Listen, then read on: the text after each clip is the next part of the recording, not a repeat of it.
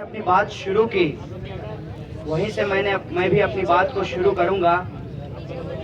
लेकिन उससे पहले मैं हमारे बीच member of parliament Shashi Tharoor ji आए हुए हैं जेएनयू की तरफ से। मैं उनका क्रांतिकारी इस्तकबाल करता हूं।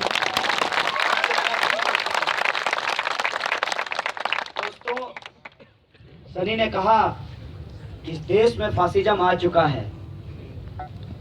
हमको लगता है कि जिन जिन लोगों को ये बात लग रहा है, या तो वो लोग इस फासिज्म से आजादी के लिए इस फ्रीडम स्क्वायर पे आए, या अपने घर को फ्रीडम स्क्वायर बनाएं, अपने मोहल्लों को फ्रीडम स्क्वायर बनाएं, अपने कैंपस को फ्रीडम स्क्वायर बनाएं।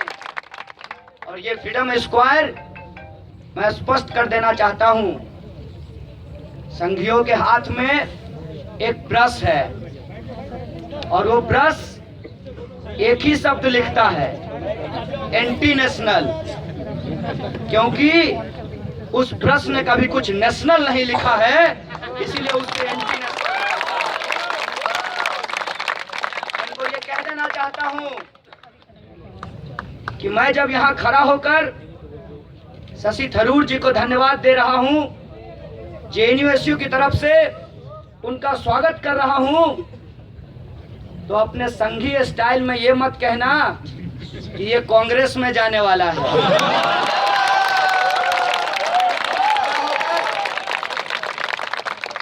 दूसरे राजनीतिक दलों का स्वागत कर रहा हूं, इस देश के नागरिकों का स्वागत कर रहा हूं, तो ये मत कहना कि ये देश के खिलाफ हैं। मैं तुमको कह देना चाहता हूं, मैं तुम्हारे खिलाफ हूं, हम तुम्हारे खिलाफ हैं। आज बड़ी लड़ाई छिड़ी है, और ये लड़ाई बड़ी इसलिए है कि अपने आप को इस देश की सबसे बड़ी पार्टी कहने वाली भाजपा, उसके प्लांटेड अध्यक्ष अमित शाह जी कहते हैं कि देश की आलोचना नहीं बर्दाश्त की जाएगी। अगर इस शब्द का लिटरल मीनिंग निकाला जाए तो मैं अमित शाह से पहली बार सहमत होता हुआ दिख रहा हूं। सच में अमित शाह जी, देश की कोई आलोचना नहीं बर्दाश्त की जाएगी, लेकिन देश मोदी जी नहीं है, देश भाजपा की सरकार नहीं है। सिर्फ लोकसभा के 283 एमपी से नहीं चलता, यहाँ 545 एमपी हैं, इसकी जानकारी आपको होना चाहिए। और आपको पता होना चाहिए कि संसद में 2 सदन हैं, लोकसभा और राज्यसभा, और इसके अलावे संसद से बाहर भी विपक्ष की एक सत्ता है, इस बात को भूलिएगा मत। और ये जो स्टूडेंट हैं, चाहे वो FTII के हों, चाहे वो IIT मद्रास के हो, चाहे साथी रोहित वेमुला हो, चाहे जेएनयू हो, चाहे अलीगढ़ हो, चाहे इलाहाबाद हो, चाहे जादवपुर यूनिवर्सिटी हो, हम ऑपोजिशन की सत्ता खड़ा कर रहे हैं तुम्हारे खिलाफ। ये ऑपोजिशन देश के खिलाफ नहीं है, ये ऑपोजिशन देश के लिए है, संविधान के पक्ष में है। हमने कहा कि देश में आजादी की जरूरत है, देश में आजादी की जरूरत है कि इस देश के अंदर जो संविधान का सपना था, जो 125 करोड़ लोग हैं, उनके हक की, उनके अधिकार की बात की जाए, और जो उनका हक और अधिकार छीनता है, हमको उससे आजादी चाहिए। हम ये आपको कह देना चाहते हैं। लड़ाई बड़ी है, लड़ाई इसलिए बड़ी है कि उस वक्त सेडिशन लगाते थे, अंग्रेजों का राज था।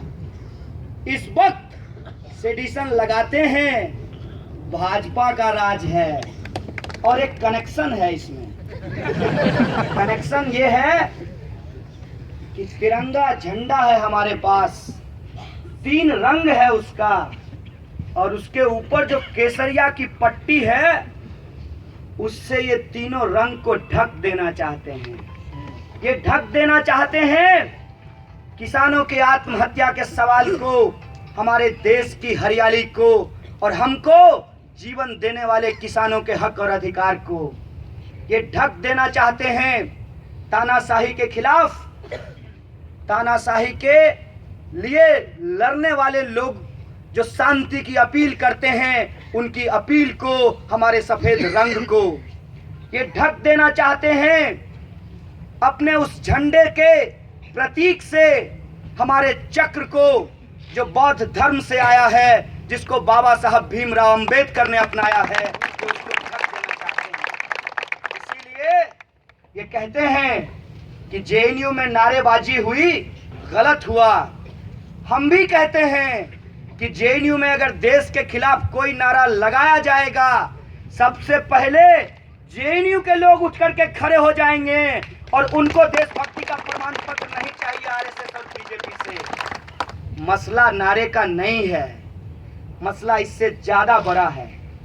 बड़ा क्यों है? क्योंकि एफटीआई के समय जो आंदोलन चला था, तो याद कीजिए एक बहस छिड़ी थी। अभी मैं इंडिया टुडे के यूथ कॉन्क्लेव से आया हूं, उसमें एफटीआई के स्टूडेंट को यह कहा गया कि आप 10 साल तक कैंपस में क्या करते हैं। हमने कहा वो क्या जाने जो कभी कैंपस गए ही नहीं। जितना जरूरी एक किसान का होना है, उतना ही जरूरी एक खेतिहर मजदूर का होना है। जितना जरूरी एक उद्योगपति का होना है, उतना ही जरूरी एक मजदूर का होना है। जितना जरूरी सैनिकों का होना है, उतना ही जरूरी किसानों का होना है। और जितना जरूरी इस देश में जो हमारे साथी काम करते हैं ऑफिस में, उतना ही जरूरी रिसर्च करने वाले स्टूडेंट का भी होना है।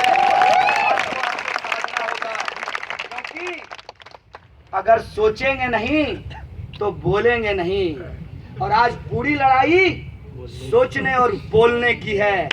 ये जो हमला जेएनयू के ऊपर हुआ है, याद रखिएगा, ये नारों से बहुत आगे की बात है, उससे ज्यादा बड़ी साजिश है। और वो साजिश क्या है? साजिश ये है कि ये बार बार हमें भटकाते हैं और हम बार बार इनको रास्ते पे ले आते हैं। उन्होंने एफटीआई के समय अंबेडकर पेरियार स्टडी सर्किल को बैन करवाया और मुद्दे को डाइवर्ट करने की कोशिश की। हमने एकजुट कर दिया कि कैंपस का भगवाकरण और मनुवादीकरण नहीं सहेंगे, हमको उसको एकजुट किया। उसके बाद इन्होंने दादरी करवा दी और इनकी असहिष्णुता देखिए, जो कि इनकी नजर में सहिष्णुता है। उसमें इन्होंने कहा कि आदमी मर गया तो मर गया, ये महत्वपूर्ण नहीं है। ज्यादा महत्वपूर्ण ये है कि फ्रिज में मांस किस चीज का था। और वही चीज दोहराई गई जब लोग इसके खिलाफ में बोले गए, तो इस देश के इंटेलेक्चुअल को गोली मारी गई, कुलवर्गी की हत्या की गई, पंसारे की हत्या की गई, ताकि इस देश में लोग बोलने से डर जाएं।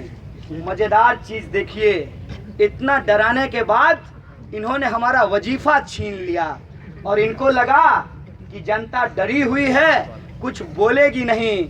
इन्होंने वजीफा छीना, हम यूजीसी पे कब्जा कर लिए, हमने ऑक्यूपाई को कर लिया यूजीसी को। तब इन्होंने पुलिस को बुलाया और कहा कि इन स्टूडेंट को खदेरो। हमने कहा कहाँ तक खदेरोगे? अंदर नहीं रहने दोगे तो बाहर बैठ जाएंगे। और 90 दिनों तक ऑक्यूपाई यूजीसी मूवमेंट चला। हम कैंपस गए और हमारी स्मृति ईरानी जी भी हमसे एक बार मिलने आई सड़क पे।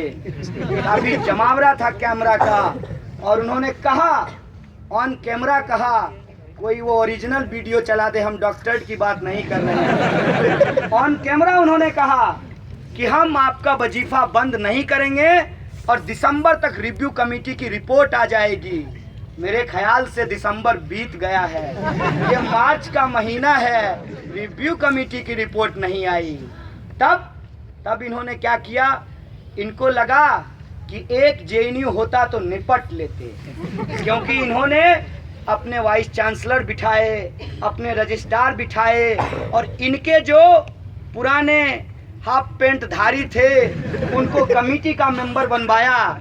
लेकिन एक जेएनयू हो तब तो, अब तो ये सिलसिला ऐसा है, ये कारवां ऐसा है, तुम भुलाते जाओ हम तुम्हें रास्ते पे लाते जाएंगे। और ये आवाज, ऑक्यूपाई यूजीसी की आवाज जो दिल्ली से उठी वो पूरे देश के अंदर फैल गई। और छोड़ दीजिए देश का, जब विदेशों से भी समर्थन आने लगा, जब मोदी जी को विदेशों से भी लोग पूछने लगे कि भाई वजीफा क्यों बंद कर दिया विद्यार्थियों ने, तब इनके पास ये भी कहने को नहीं था कि दादरी में कुछ लोग अल्पसंख्यकों का संतुष्टि का राजनीति करना चाहते हैं। ये जो मुस्लिम इम्पीचमेंट का ये सवाल उठाते रहे हैं, इनको ऑक्यूपाई यूजीसी में ये भी कहने को नहीं बचा। ये जो अंबेडकर पेरियार स्टडी सर्किल के वक्त बोले कि जो अंबेडकर और पेरियार की बात करते हैं वो कास्टिस्ट लोग हैं, ये मसला भी इनके पास नहीं बचा। तब इन्होंने एक नया सगुफा छोड़ा। इन्होंने कहा कि ये लोग जो ऑक्यूपाई यूजीसी मूवमेंट में वजीफा के लिए आंदोलन कर रहे हैं, दरअसल मोदी जी के इमेज को खराब करना चाहते हैं। हमने कहा खराब को कितना खराब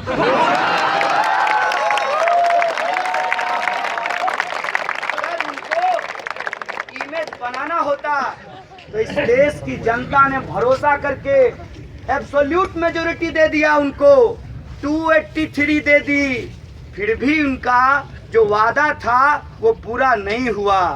दूरबीन लगाकर देख लीजिए, आपको अच्छा दिन नहीं दिखाई देगा। आप बार बार अपना अकाउंट चेक कीजिए,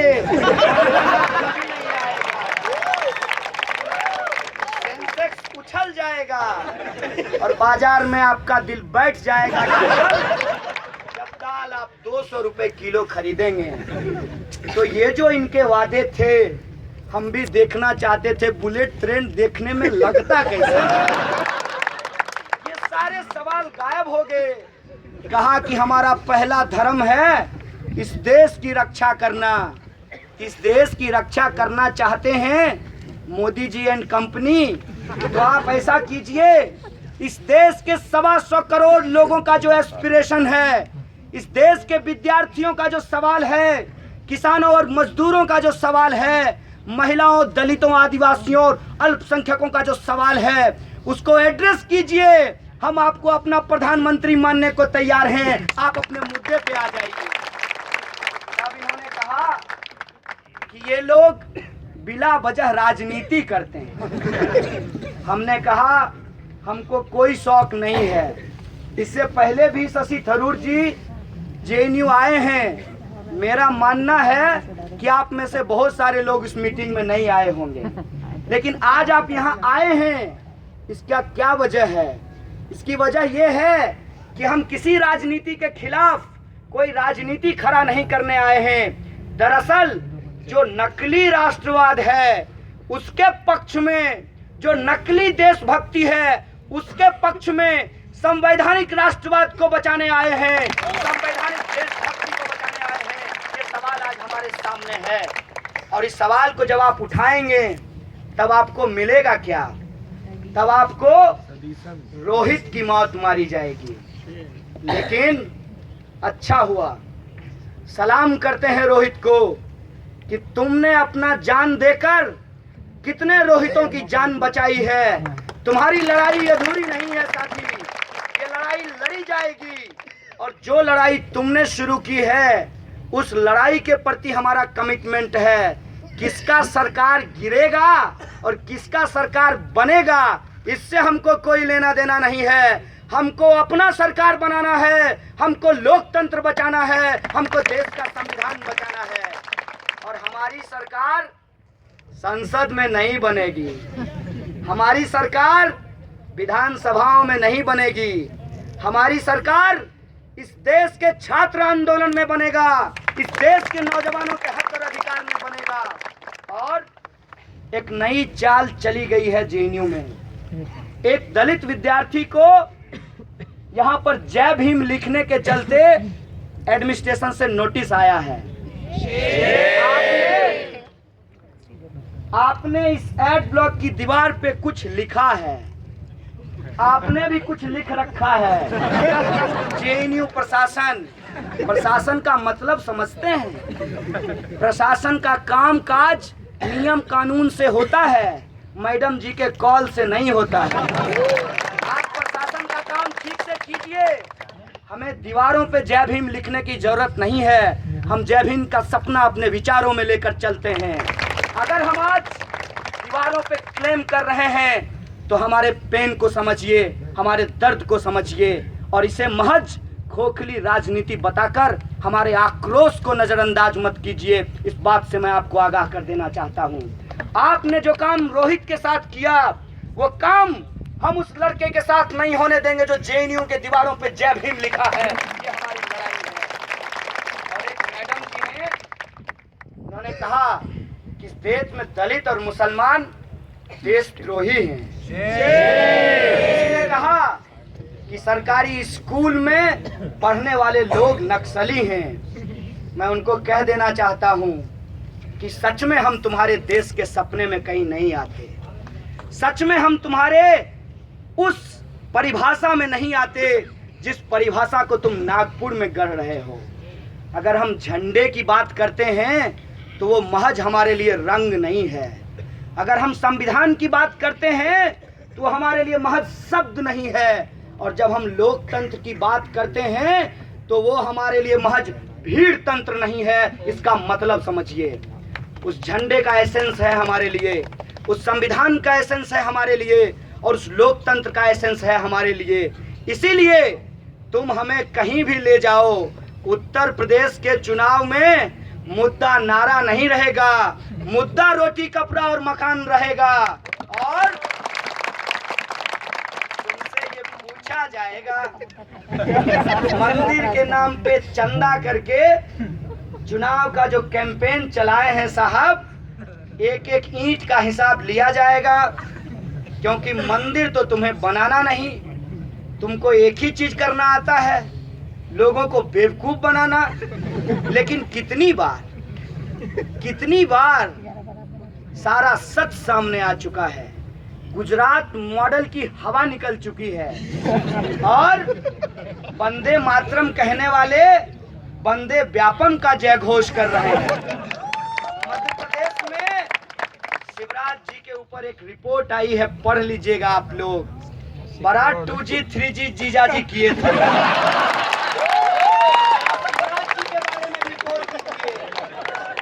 और हम आपको स्पष्ट कर देना चाहते हैं कि हमारे पास फुर्सत नहीं है कि आपके कल पुर्जों की गड़बड़ी को खोजें।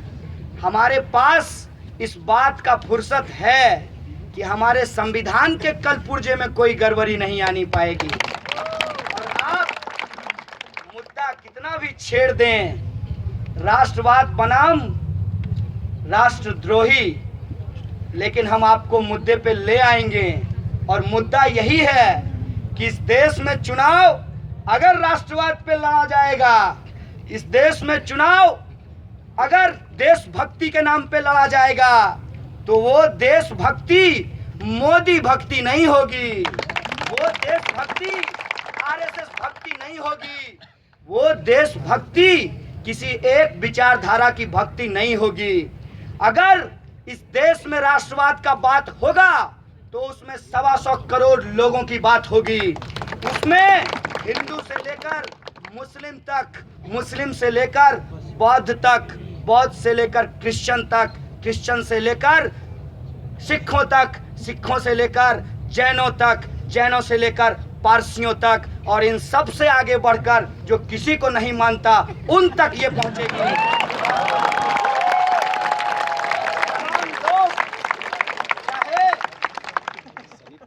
वो भगवा साड़ी पहनने वाली महिला हो, चाहे भगवा साड़ी नहीं पहनने वाली महिला हो, चाहे सलवार कमीज पहनने वाली महिला हो या टी शर्ट पहनने वाली महिला हो, सबके हक की बात की जाएगी। और भागवत जी एक शब्द में कह देना चाहते हैं कि जो सजेशन आपने इस देश की महिलाओं को लेकर दिया है, वो सजेशन बीजेपी में क्यों नहीं लागू करा देते, हम लोगों को फुर्सत मिल जाती। लोग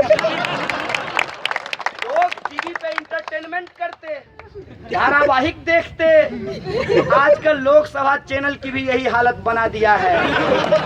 लेकिन भागवत जी, हम आपके खिलाफ हैं, इसीलिए आप अगर अपनी भी पार्टी की किसी महिला के खिलाफ बोलेंगे तो कसम से सबसे पहले हम ही उठ खड़े होंगे, क्योंकि हमारा गुना गणित न 2017 के लिए है न 2019 के लिए है। हमारी सारी लड़ाई इस देश के अंदर एक एक आवाम, चाहे वो किसान हो, चाहे वो सैनिक हो, चाहे वो मजदूर हो, चाहे विद्यार्थी हो, चाहे वो लड़का जो पिज्जा डिलीवरी करते हुए रोड रेज में मर जाता है, चाहे वो किसान जो अनाज उपजाते हुए खेतों में मर जाता है, चाहे वो मजदूर जो उद्योगों में उत्पादन करते हुए मशीनों में दबकर मर जाता है, चाहे वो विद्यार्थी अपने एकेडमिक प्रेशर में पंखे पे लटक जाता है, वो सब शहीद है। चाहे सीमा पे मरने वाला नौजवान हो या रोहित वेमुला हो, वो सब हमारे लिए शहीद है। और इसकी जिम्मेवारी इस देश की व्यवस्था को लेनी पड़ेगी। मोदी जी, या तो कह दीजिए कि हमसे नहीं हो पाएगा, ये कहकर हमारे आवाज को मत दबाइए कि स्टूडेंट हैं, उनका काम पढ़ने का है, वो पढ़ाई करें। जी, मेरा काम पढ़ने का है और मैं पढ़ाई करूंगा, लेकिन आपको जनता जिसलिए वोट दिया है वो काम कीजिए। और ये Dadri, FTII, HCU, JNU, Aligarh, Allahabad, Jadavpur, ये ट्रेन घुमाना बंद कीजिए। विदेश भ्रमण से आपका मन भर गया है तो आजकल आपके गुर्गे यूनिवर्सिटीज का भ्रमण कर रहे हैं। लेकिन आइए, वो आपके चमचा हो या आपके बाल्टी हो, उनको हम सुनेंगे, बहुत अच्छे से सुनेंगे। किसी का एक्टिंग पसंद आ जाए तो उसके कहने से नवरत्न सिर में नहीं घिसना।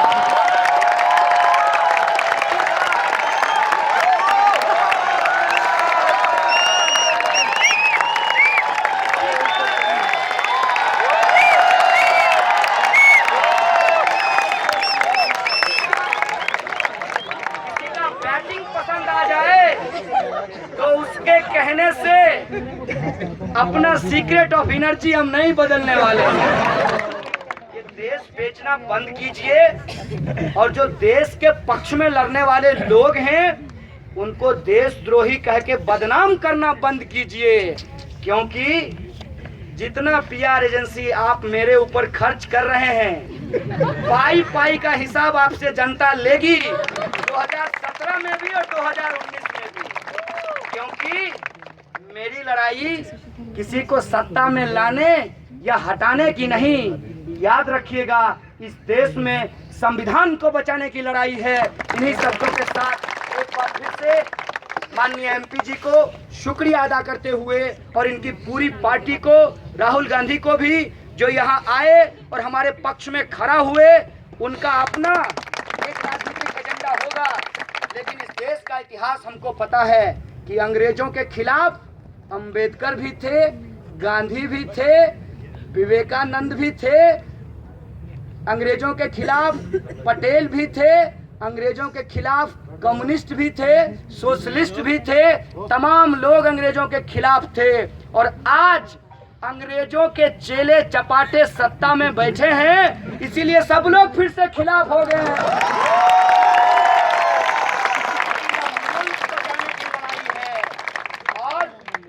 के माध्यम से बस एक बात कह देना चाहता हूँ, अच्छी न्यूज़ है उनके लिए। अच्छी न्यूज़, इस देश के अंदर अगर तानाशाही रवैया विश्वविद्यालयों में बढ़ा है तो इसकी गूंज आपके घर तक पहुंचेगी, क्योंकि आप जान लीजिए, एक सिपाही को सिर्फ इसलिए नंगा करके पीटा गया, मुसलमान था, और उसे भगवा झंडा लेने को। इस देश में एक दलित की हत्या तमिलनाडु में इसलिए की गई क्योंकि वो एक अपर कास्ट से शादी कर लिया। इस देश में लोगों को जान गंवानी पड़ती है जब वो सही को सही और गलत को गलत कहते हैं। इस देश में लोगों को जेल जानी पड़ती है जब वो सही को सही और गलत को गलत कहते हैं। इसीलिए आप भी तय कर लीजिए, विद्रोही जी के शब्दों में, हम देश बचाने के लिए इस तरफ खड़े हैं। आप तय कर लीजिए कि आप किस तरफ खड़े हैं, क्योंकि आपके यहाँ जो शोषण है, जो लूट है वित्तीय पूंजी की, उससे अगर बचना है, इस मुल्क के सपने को सच करना है, तो सबको एक होना पड़ेगा। इन्हीं शब्दों के साथ मैं अपनी बात को खत्म करूंगा। शुक्रिया। इंकलाब जिंदाबाद, जय भीम और बहुत बहुत धन्यवाद अरुण जी को, उनका स्वागत है। तो आवाज